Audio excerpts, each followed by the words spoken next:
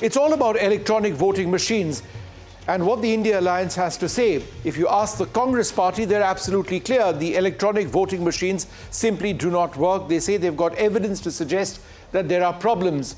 Key members of their own alliance, however, say that no, that's not the case at all. And if it was, then where's the proof? The Congress is getting isolated once again, this time not on the leadership of India Alliance, but on blaming the electoral voting machine after every electoral defeat from its own alliance partners. The EVMs can't only be a problem when you lose the election. The Samajwadi Party chief, Akhilesh Yadav, was quick to join in. आप बात को EVM तक मत पहुंचाइए, आपको booth स्तर पर भी काम करना पड़ेगा, वो उन्होंने सुझाव दिया है, मैं उनके सुझाव से सहमत हूं. The Samajwadi Party is the second largest ally in the India Bloc with 37 members of parliament, following the Trinamool Congress with 29. After championing a leadership change with Mamta replacing Karge as the coordination committee head, her nephew Abhishek Banerjee cornered the Congress's EVM pitch. कि जो लोग EVM पे सवाल उठा रहे हैं, अगर उनके पास कुछ है तो इलेक्शन कमीशन को जाके वो डेमो दिखानी चाहिए कि भाई हमारे पास ये वीडियो है.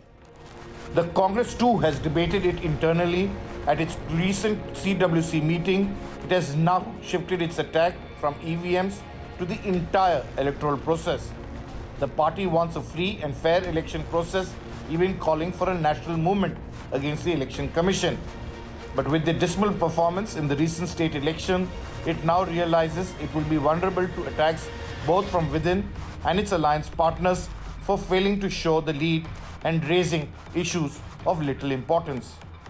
With Aishwarya Jain, Sunil Prabhu, NDTV. Well, joining us now to look at the electronic voting machines and whether or not they actually work and what members of the India Alliance have to say after the Congress has said what they did have to say. Ghanshyam Tiwari of the Samajwadi Party. We're joined by Imran Namidar of the National Conference. Advocate Susiben Shah is the spokesperson of the Shiv Sena of the Shinde faction, and Tom Varakan of the BJP. Thank you all very much for being with us. Imran Namidar, let me come to you first. The Congress party, among many other arguments, says that there is a lack of transparency and trust. Essentially, that's what they've been saying with the use of electronic voting machines. Why do you disagree? No, I don't think there is any disagreement. I think Omar Saab has made his opinion on EVM pretty clear. And for the record here, let me say that this is not the first time he has spoken on the issue. He has spoken on the issue before the Jammu Kashmir Assembly elections. And I think we are entitled to have our own opinion. It doesn't mean that we are against each other and and there is a problem within the India bloc.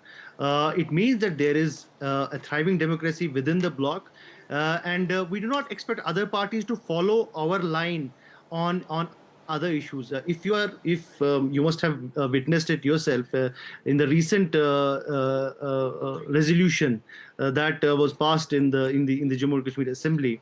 Congress had a different view and we had a different view, but still we do not expect them to correspond to our point of view on each and every subject. Same is the case that we would expect them not to have any knee-jerk reaction if Umar Saab has a different view on for example, the EVMs. So it is just an honest expression But you know, of his view. Imran, one of the points that Omar Abdullah mentioned today is that why contest, and I'm paraphrasing, he said that why contest elections if you don't have faith in the electronic voting machines? Now, it was a larger question. Perhaps that comment itself wasn't directed specifically to the Congress party, but it's a huge statement, right? It's a huge statement. And the electronic voting machine, that little piece of technology, right, is the basis on which all of you, are in power today, wherever you may be. So therefore, is that not critical, that statement that your leader said? No, I think you have answered this question yourself. I think he made a very larger point on the EVMs, that it is something that we need to take note of. Every political party has to take note of, and there are some issues that have been highlighted by the party vis-a-vis the VVPAT machine that we have been asking for. There has to be more clarity on how VVPAT machines can, the we need to tally VVPAT machine with the EVM machine. That there are some dark sides. There are some issues that need to be addressed, and I think that issue has been highlighted by National Conference n number of times. And it doesn't harm anyone if the Election Commission of India tomorrow can assuage such kind of fears. But we've And done that so many times, no, Imran. But be that as it may, Ghanshyam Tiwari, let me come to you. What is your sense? Do the electronic voting machines work or do they not? Good evening, Vishnu, to you, the Good viewers evening. and fellow co-panelists.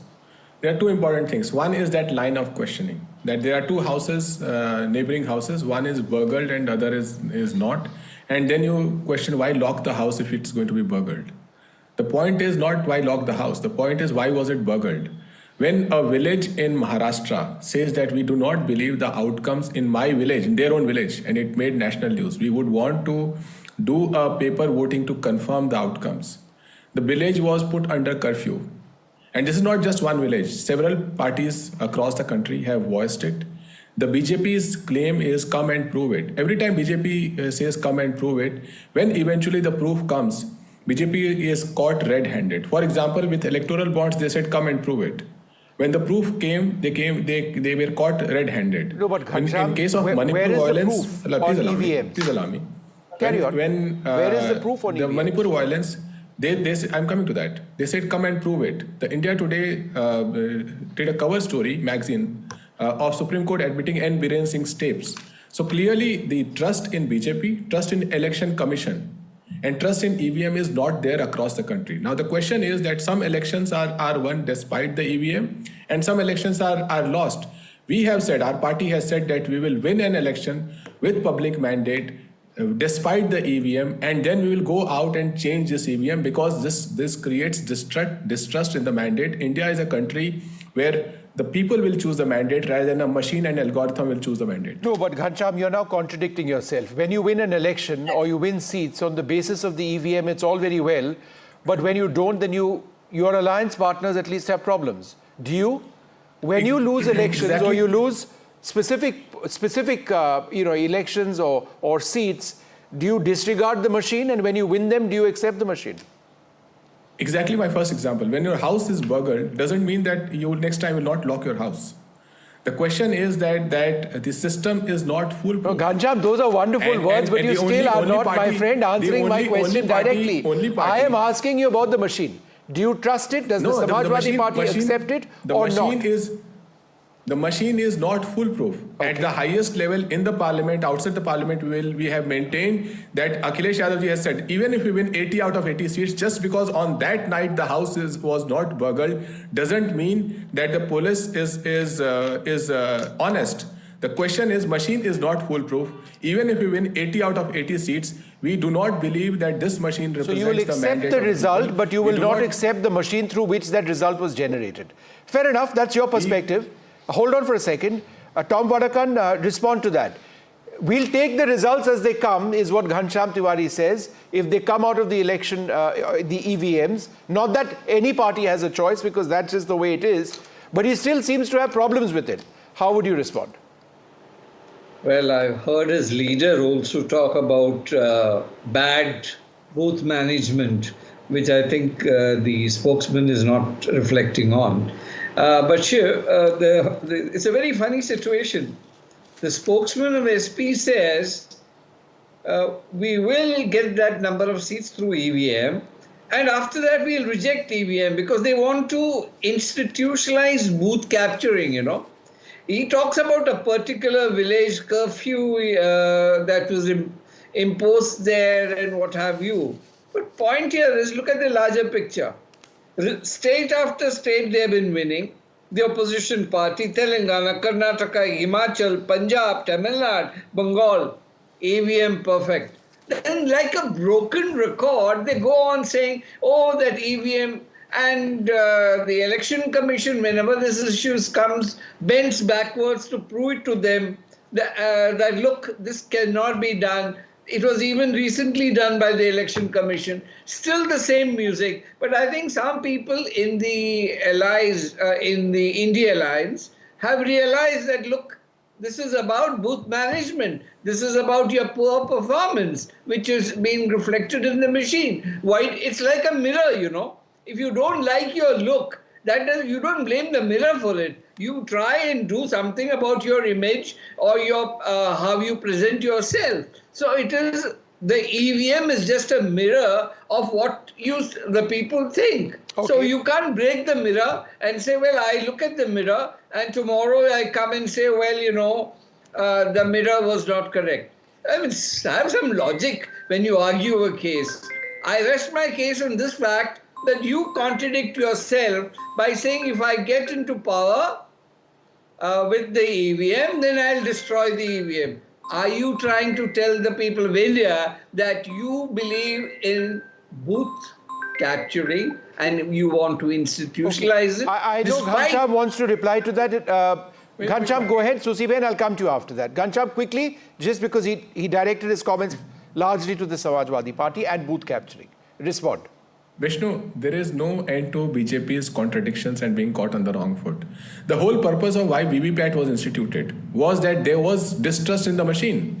The whole purpose that VVPAT slips are being checked and the matter went to Supreme Court and it said that certain number of minimum checks have to be made was because it communicated a distrust in election machinery, election commission and the machine itself. So it's only BJP that can that can back the makers of Pegasus. They can back electoral bonds, they can support a corporate group indicted in the US, and they can support EVM without any logic, because honesty and trust is not the center stone of their argument. Their center stone is, this machine allows us to capture power, this machine should be held sacred. Just like electoral bonds allows them to have enormous resources, electoral bonds should be held sacred. Just because one corporate which is indicted in the US allows them to have enormous resources, that corporate has to be held sacred. This logic that the machine is sacred but people's mandate is not, is only communicated by BJP, politics, nobody else. My friend, is this corporate politics you want to discuss or you want to discuss EVM? Let's get to the point. If you want to extend the debate to the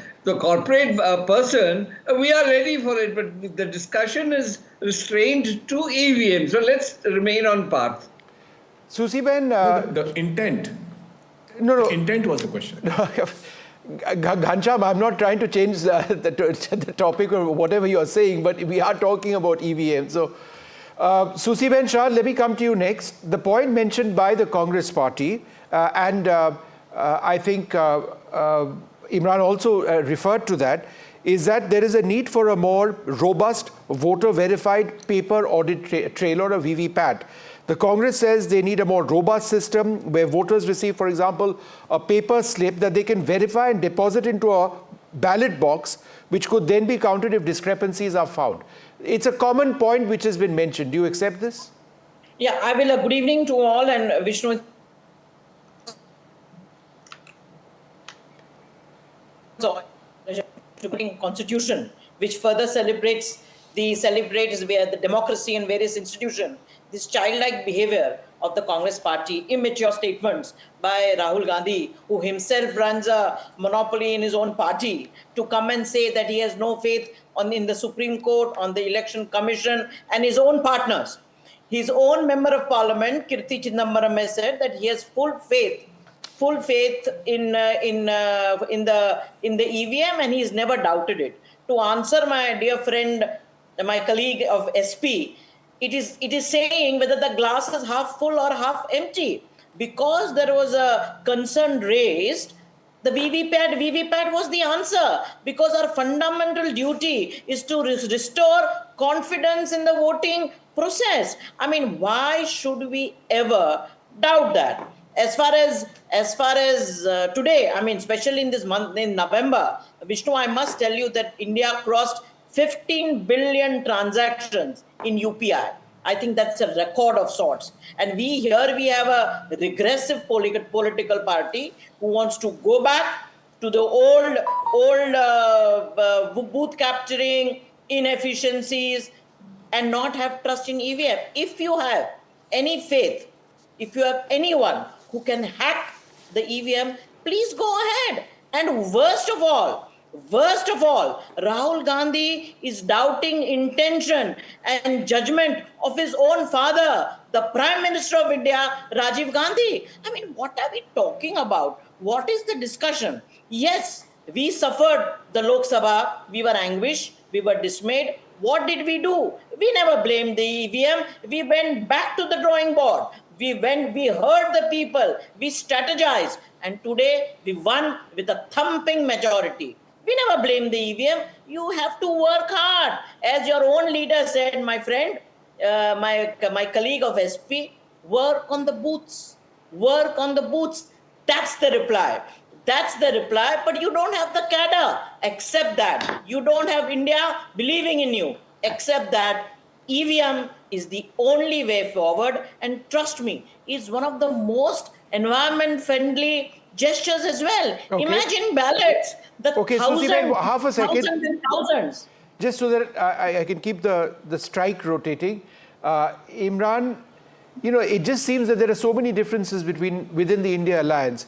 As articulate as Ghanshyam may be, I see this as there being differences between the Samajwadi Party and the Congress Party on EVMs. His party seems to suggest that no, by and large, if the results work for us, we'll accept the EVM. The Congress Party has huge problems with EVMs. There are problems within the alliance itself in terms of seat sharing. There is a sense that in straight fights between the BJP and the Congress, the Congress it doesn't work well at all without their alliance partners. Alliance partners say, please give us, you know, our due. So what does that actually say to people within India, Imran, when you talk about the India alliance? Surely it has to be an alliance. Mamata Banerjee is potentially the leader of the alliance now. So who's the leader? I've raised 4 points. See,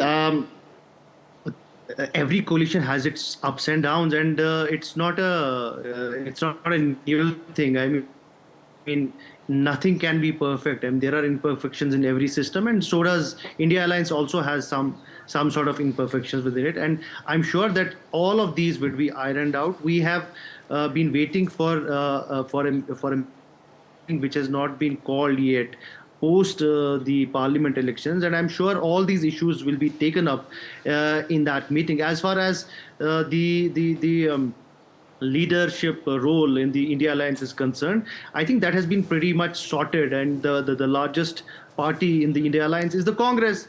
They have the 99. They have. So that's an internal difference. They will. The Trinamool Congress, when asked, Mamata Banerjee seemed to suggest that she's okay with being the leader. Very clearly. No, that's fine. I mean, all of these things, as I said earlier, all of these things will be discussed in the meeting that. No, but Imran, let me ask you this question. When you say that there are imperfections within the India alliance, how can an alliance with imperfections hope to take on the electoral juggernaut of the BJP? Is it even a battle? No, I think you are absolutely.